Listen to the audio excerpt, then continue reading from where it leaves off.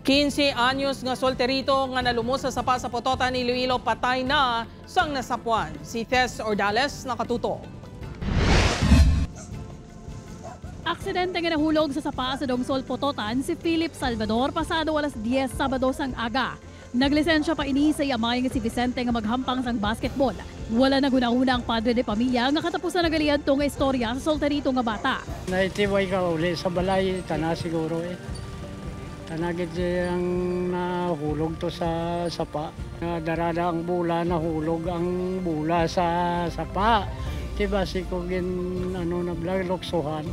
Gilayon nga ginkasa ang search and retrieval operations ng Pototan MDRMO kapila ka rescue groups.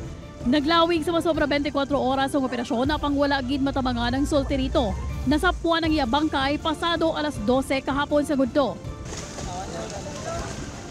Dako nga pagpanghangkat sa rescue teams ang pagulan-ulan kag mabasog nga daludos ang tubig. Estimated 1 day sir ang pangkit naton ang pagtinal ka bata sa tubig. According sa aton mga responder, ging kuanta na ka aging nagisuot gid sa ruro. Amo to pag-clearing nanda na dara ang tong atong victim. Kamanghuran sa tatlo kamagutod si Philip kag handom sa ngamay sini nga makapauli ang iya asawa nga dito na nag-star sa Bukidnon sa haya sang ila bata. Upod kay Romel Porquilla, Tess Ordales. One Western Visayas.